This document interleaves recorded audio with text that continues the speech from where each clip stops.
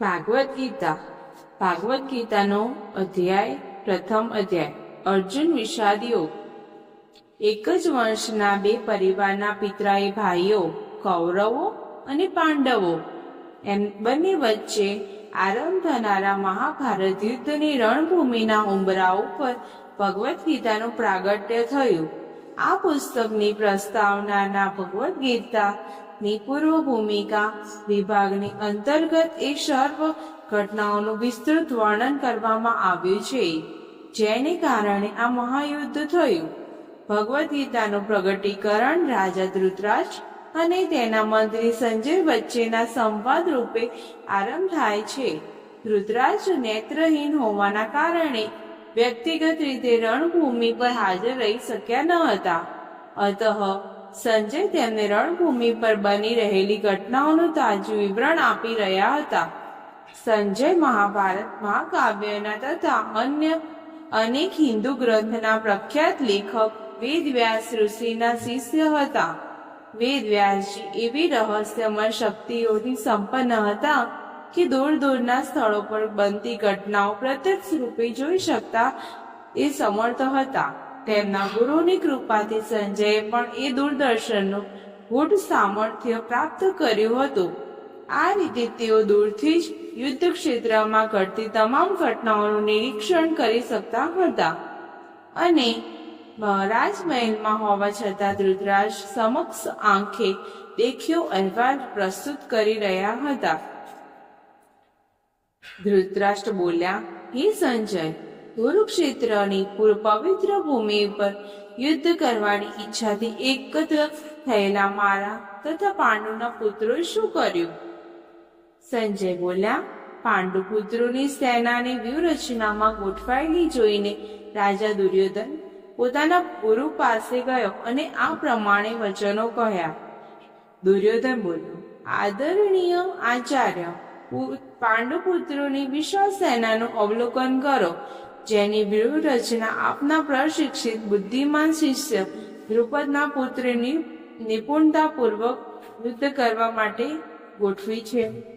પાંડવોને આ સેનામાં ભીમ અને અર્જુન સમાન બળશાળી યુદ્ધ કરવાવાળા મહારથી યુયુધાન, વિરાટ અને દ્રુપદ જેવા અનેક શૂરવીર ધનુર્ધારીઓ છે। તેમની સાથે ધૂતકીર્તુ, ચેકિતાન, કાશીના પરાક્રમી રાજા પુરુજીત, કુંતીભોજ અને સૈવ્ય બધા મહાન સેનાનાયક છે।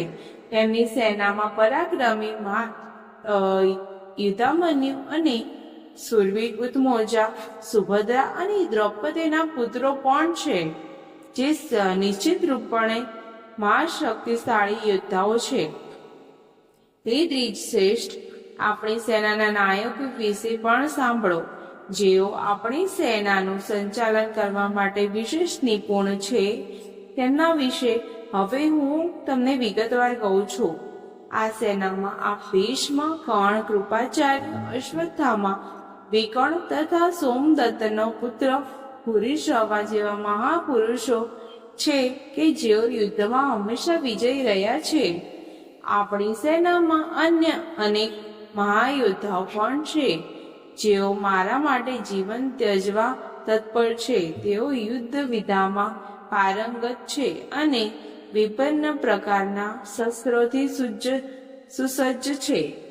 આપણું સૈન્ય બળ અસીમિત છે અને આપણે સૌ પિતામહ ભીષ્મના નેતૃત્વમાં પૂર્ણપણે સુરક્ષિત છીએ, જ્યારે પાંડવોનું સૈન્ય બળ ભીમના નેતૃત્વમાં સાવધાનીપૂર્વક સુરક્ષિત હોવા છતાં તે સીમિત છે।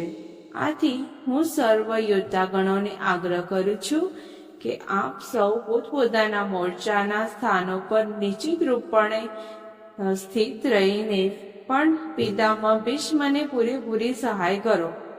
તત્પશ્ચાત કુરુવંશના મહાપ્રતાપી વયોવૃદ્ધ વડીલ ભીષ્મ પિતામહ સિંહની ગર્જના સમાન ઘોષ કરનારો પોતાનો શંખ ફૂંકીને ઉચ્ચ સ્વરે શંખનાદ કર્યો, જેનાથી દુર્યોધન બહુ હર્ષ પામ્યો। તત્પશ્ચાત શંખ, નગારા, શૃંગ તથા રણસિંગા સહસા એક સાથે વાગવા લાગ્યા.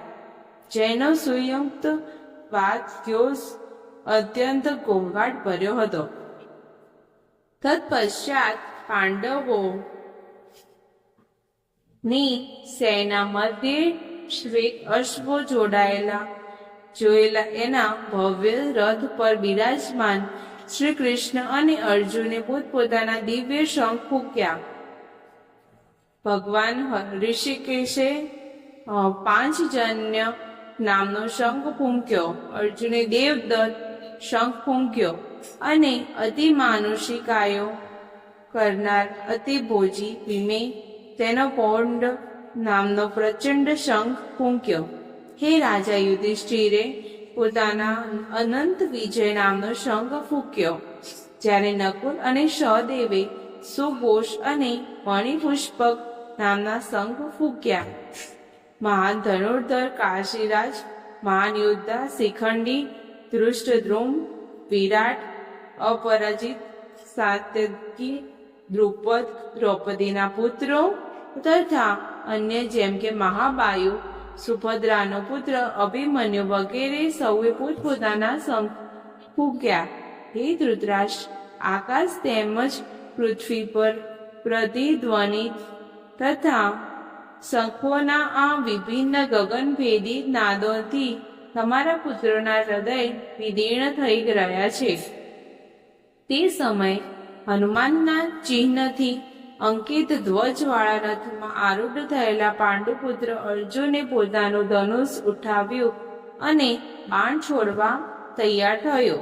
હે રાજન, આપના પુત્રોને પોતાની વિરુદ્ધ વ્યૂહરચનામાં ગોઠવાયેલા જોઈને અર્જુને શ્રી કૃષ્ણને નીચે પ્રમાણના વચનો કહ્યા. અર્જુને કહ્યું, હે અચ્યુત, કૃપા કરીને મારો રથ બંને સેનાઓની મધ્ય ઊભો રાખો, જેથી હું અહીં યુદ્ધ માટે ઉપસ્થિત યોદ્ધાઓ કે જેમની સાથે આ મહાશસ્ત્ર સંગ્રામમાં મારે યુદ્ધ કરવાનું છે તેમને હું જોઈ શકું. હું અહીં એ લોકોને જોવાની ઈચ્છા ધરાવું છું કે જેઓ ધૃતરાષ્ટ્રના દુષ્ટ બુદ્ધિવાળા ધરાવતા પુત્રોને પ્રસન્ન કરવાની ઈચ્છાથી યુદ્ધ કરવા આવ્યા છે. સંજય બોલ્યા, હે ભરતવંશી ધૃતરાષ્ટ્ર, ઇન્દ્રા પર વિજય પ્રાપ્ત કરવાવાળા અર્જુન દ્વારા આ પ્રકારના સંબોધન થયા પશ્ચાત શ્રી કૃષ્ણે તે ભવ્ય રથને બંને સૈન્ય મધ્ય લઈ જઈને ઊભો રાખી દીધો. ભીષ્મ, દ્રોણ તથા અન્ય સર્વ રાજાઓની ઉપસ્થિતિમાં શ્રી કૃષ્ણ કહ્યું, હે પાર્થ, અહીં એકત્રિત થયેલા આ બધા કુરુઓને જોવો. બંને પક્ષોની સેનાઓની મધ્યમાં ઉભેલા અર્જુને પોતાના કાકાઓ, દાદાઓ, આચાર્યો, મામાઓ, ભાઈઓ, પિતરાઈ ભાઈઓ, પુત્રો, ભત્રીજાઓ, પ્રપૌત્રો, મિત્રો, સસરાઓ તેમજ શુભેચ્છકોને જોયા. પોતાના સર્વ સગા સંબંધીઓને ત્યાં ઉપસ્થિત જોઈને કુંતીપુત્ર અર્જુન કરુણાથી અભિભૂત થઈ ગયો અને ગહન વિષાદ સાથે તે આ વચન બોલ્યો. અર્જુને કહ્યું, હે કૃષ્ણ, યુદ્ધ માટે તથા એકબીજાનો વધ કરવાના આશયથી અહીં ઉપસ્થિત થયેલા મારા સ્વજનોને જોઈને મારા અંગો ધ્રુજી રહ્યા છે અને મોઢું સુકાઈ રહ્યું છે. મારું સમગ્ર શરીર કંપે છે. મારા રૂવાડા ઊભા થઈ ગયા છે. મારું ધનુષ્ય ગાંડીવ મારા હાથોમાંથી સરકી રહ્યું છે અને મારી આખી ત્વચા બળી રહી છે. મારું મન અનિશ્ચિતતા અને મૂંઝવણોમાં વીંટળોય અટવાઈ ગયું છે. હું મારી જાતને અધિક સ્થિર રાખવા સમર્થ નથી. હે કૃષ્ણ, કેશી દૈત્યના સંહારક, હું કેવળ અમંગળના સંકેતો જોઉં છું. મહારાજ, સંબંધીઓની હત્યા કરીને મને દૂર સુધી કોઈ સુખતાના દર્શન થતા નથી. હે કૃષ્ણ, હું આ રીતે ઉપાર્જિત વિજય, રાજ્ય કે સુખની પણ ઈચ્છા રાખતો નથી. એવા રાજ્ય, સુખો કે જીવનનો શું લાભ કે જેના માટે આ બધું આપણે ઝંખીએ છીએ? તેઓ સર્વ આપણી સમક્ષ સિદ્ધ કરવા માટે ગોઠવાયેલા છે. ગુરુજનો, પિતૃઓ, પુત્રો, પિતામહો, મામાઓ, પૌત્રો, સસરા, પૌત્રો, શાળાઓ અને અન્ય સગા સંબંધીઓ તેમના પ્રાણ અને ધન ત્યજવા તત્પર થઈને અહીં ઉપસ્થિત છે. હે મધુસૂદન, મારા પર તેઓ આક્રમણ પણ કરે તો પણ હું તેમને હણવા નથી ઈચ્છતો. ધૃતરાષ્ટ્રના પુત્રોનો સંહાર કરીને પૃથ્વીનું તો શું, પણ ત્રણેય લોકોનું રાજ્ય મેળવીને પણ અમને શું પ્રસન્નતા થશે? હે જીવ માત્રના પાલનહાર, ધૃતરાષ્ટ્રના પુત્રોને હણીને અમને કઈ પ્રસન્નતા પ્રાપ્ત થશે?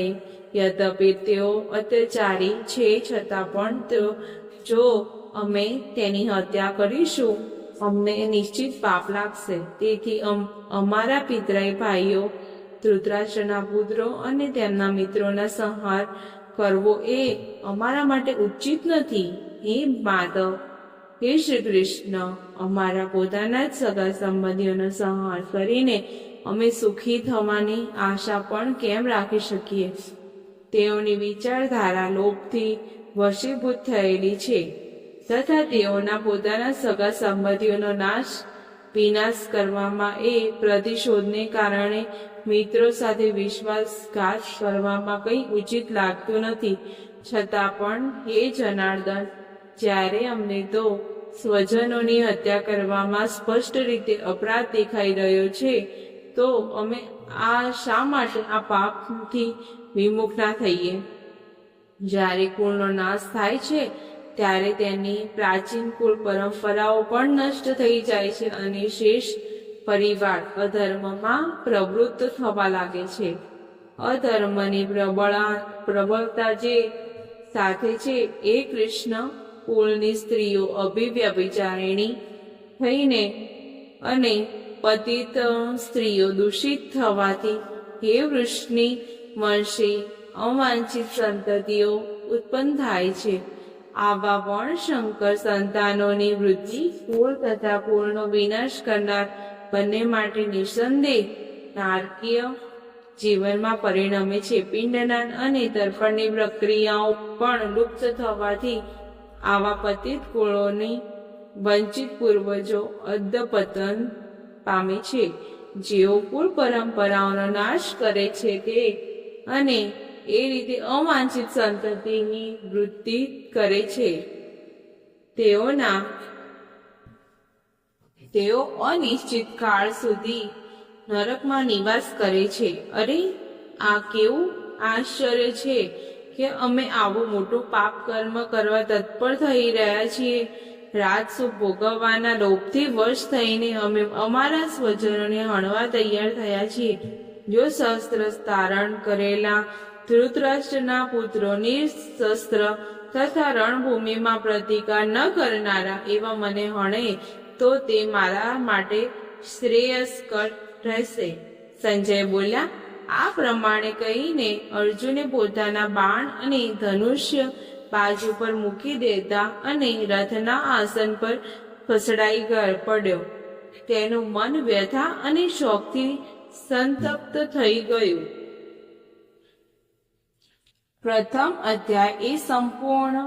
ભક્તિભાવથી વિડીયો તમને ગમ્યો હોય તો લાઈક જરૂર કરજો, તમારા મિત્રોને શેર કરજો અને આ અમારી ચેનલને સબસ્ક્રાઇબ કરીને શ્રી કૃષ્ણ આશીર્વાદ પણ મેળવો.